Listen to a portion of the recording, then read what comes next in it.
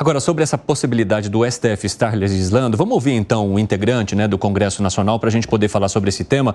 Bruno Pinheiro, nosso repórter em Brasília, preparou então essa entrevista, articulou tudo lá para a gente que a gente possa trazer as informações a partir de agora. Conseguimos colocar o Bruno Pinheiro no nosso estúdio lá em Brasília. Bruno, conte para a gente com quem você está e qual é a reação inicial já do Congresso a partir das suas apurações e também do nosso entrevistado sobre essa decisão aí, já que tem um resultado do Supremo Tribunal Federal. Seja muito bem-vindo, meu amigo. Evandro, ótima tarde a você, a quem nos acompanha, a nossa audiência. Uma repercussão no Congresso Nacional, na Câmara dos Deputados, porque justamente, Evandro, numa semana esvaziada, o Supremo Tribunal Federal resolve retomar esse julgamento. E hoje, ao que tudo indica, vamos chegar ao fim de toda essa história. Uma história que ao longo dos anos vem sendo adiada e agora colocando em discussão imediatamente, somente aguardando os últimos votos. Ao meu lado, no estúdio da Jovem Pan aqui de Brasília, o coronel Assis, que é deputado federal e ex-comandante geral da Polícia Militar do estado de Mato Grosso. O senhor que tem uma experiência no contato de várias abordagens, inclusive. E a gente ouvia a nossa repórter, a Janaína, que está lá no Supremo Tribunal Federal, comentando sobre esse entendimento da quantidade de cerca de 50 a 60 gramas, que seria, então, o entendimento como usuário. A gente fez uma conta rápida ontem em São Paulo com a nossa equipe que é especialista em segurança para tentar analisar quanto pesa um cigarro. Um cigarro normal tem em torno de 1 grama. Então, se a gente tem aí em torno de 50 a 60 gramas autorizado, automaticamente serão 60 cigarros. O senhor acompanhou abordagens de rua, os homens que o senhor comandava também. Existe uma dificuldade, existe esse tipo de chamado aviãozinho que fica com uma quantidade muito mínima e realizando essa revenda. Com essa quantidade, se for realmente oficializado pelo Supremo Tribunal Federal, haverá uma dificuldade de individualizar quem está vendendo e quem está consumindo esse entorpecente? Ótima tarde, seja bem-vindo. Obrigado, Bruno, obrigado a todos aí do programa aqui da Jovem Pan. Aqui, é claro, meu amigo, toda a decisão emanada, principalmente dos tribunais superiores, do Poder Judiciário, causam aí um reflexo direto na segurança pública. Eu fui comandante-geral da Polícia Militar por quase 4 anos, fui comandante do BOP, fui comandante do GEFRON, trabalhei lá na fronteira, que são quase 700 quilômetros de fronteira seca, mais quase 300 quilômetros de fronteira alagada na região com a Bolívia. E a gente entende que essa situação das drogas é uma das piores mazelas que existe hoje dentro do Estado brasileiro, E essa mensagem que se passa, com esse julgamento, do STF para a sociedade brasileira é uma mensagem muito ruim, Mesmo porque, primeiro, nós não observamos aquele princípio da autocontenção dos poderes, Se você tem ali uma matéria que não lhe diz respeito, você encaminha essa matéria para o outro poder, E isso não está sendo observado. E claro que, você limitar em 60 gramas, 50 gramas, isso aí vai trazer uma grande dificuldade para o serviço policial na rua, porque isso já acontecia, Bruno, Você tinha ali, aquele cara que ficava na frente da biqueira ou da boca de fumo ali,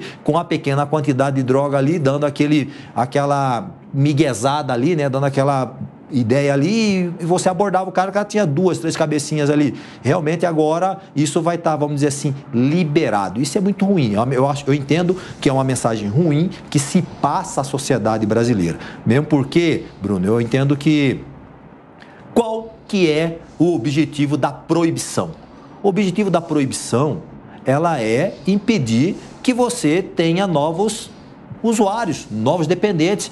Para tratar do dependente, eu acho que nós teríamos que estar tratando de outro tipo de legislação, Para fornecer para eles ali um tratamento condigno, retirá-los dessa situação de vulnerabilidade, Ensinar uma profissão, reinserir esse pessoal no mercado de trabalho. Agora, a partir do momento que você tem uma mensagem que diz que o porte é liberado, o que impede a pessoa de experimentar? Nada. Existem estudos que foram feitos aqui no Brasil que muitos jovens não experimentaram a droga porque a droga era... Porque você perguntar, por que você nunca experimentou droga? Ah, porque é proibido.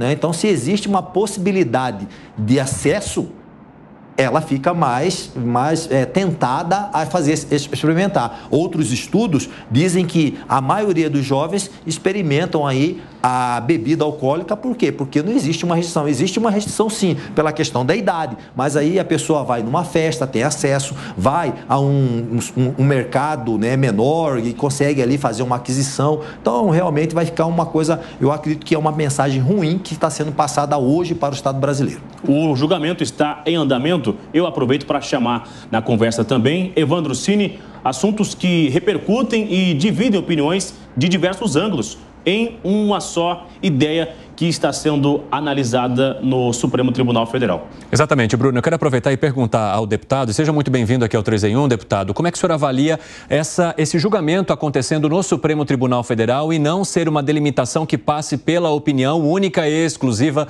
do Congresso? O senhor entende que haja uma necessidade ou uma tentativa de se legislar sobre algo que deveria ser uma função do Congresso Nacional e não do Supremo Tribunal Federal nesse momento? Como é que o senhor recebe essa situação?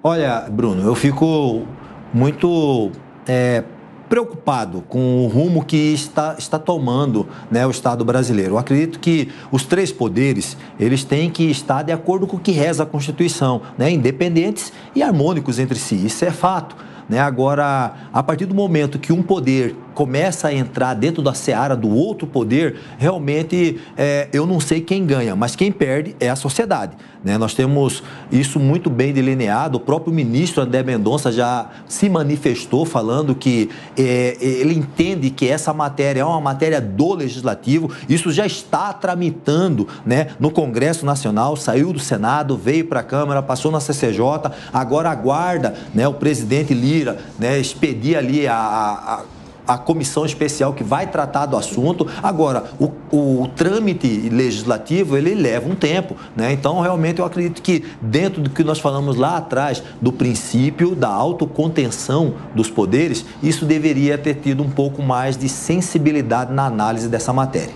Bom, deputado, o Fábio Piperno também tem uma pergunta para o senhor. Vai lá, Piperno. Deputado, boa tarde. O senhor citou, então, estudos aí que apontam que as pessoas não consomem mais drogas por conta da proibição. Na outra ponta também, deputado, eu posso citar dois dados para o senhor. O primeiro código criminal que se tem notícia aqui no Brasil, o Código Criminal do Império, lá de 1830, ele determinava que quem vendesse... tinha lá um trecho falando do pito do pango, que era o nome da maconha antes. Então, quem vendesse a maconha, o comerciante, seria multado, receberia uma punição pecuniária. O usuário, geralmente, um negro, um ex-escravo e tal, ele seria condenado a 3 dias de prisão. Da mesma forma, deputado, hoje o IPEA aponta que das pessoas que são flagradas pela polícia e que são, de alguma forma, indiciadas, mais de 50% são negras e apenas 20% são pessoas brancas. Então, o senhor não acha que o texto atual, na forma como ele está, ele acaba sendo discriminatório? Piperno, tudo bem? Olha, respeito muito, né, a sua opinião. Acredito que o país, ele é pautado por essa nossa diversidade. Eu acho importante, né, nós termos essas divergências de pensamento, mas eu não concordo, né? Eu entendo que essa é uma narrativa, né, que está sendo montada para que a gente possa aí, de uma certa forma, promover uma inversão de valores, né? Não tem como você imaginar. Olha, nós temos lá no Congresso Nacional, na Câmara dos Deputados, na Comissão de Segurança Pública, né, a presença lá do nosso decano lá, o deputado Osmar Terra, que foi ministro da Saúde, é médico, e ele tem um estudo, né, só para que vocês tenham consciência, que ele indica que o princípio ativo da maconha que se vende hoje, ela é muito mais nociva à saúde das pessoas do que da maconha de 20 anos atrás. Né? Então, com certeza, todos esses fatores vão influenciar, né, nessa decisão de se proibir a questão do uso, do porte de drogas, porque, como eu disse, né, na verdade, nós não tínhamos que estar discutindo isso, nós tínhamos que estar discutindo uma questão de, é proibido, se o cara for pego com isso, ele vai ser preso? Não, mas ele vai ser encaminhado, né, porque ele é um usuário, ele vai ser encaminhado a um tratamento, a partir desse tratamento ele vai ser, vai passar por um curso curso de capacitação, depois ele vai ser reinserido dentro do mercado de trabalho. Eu acho que isso sim seria uma boa mensagem ao povo, porque na verdade quando se fala, né, de combater, de proibir, você não está proibindo quem já usa, você está proibindo quem não vai usar. Então essa é a reflexão que eu acho que o brasileiro tem que ter em mente, né? Eu acho que é por aí. Por que tem mais prisão de negro do que de branco, deputado?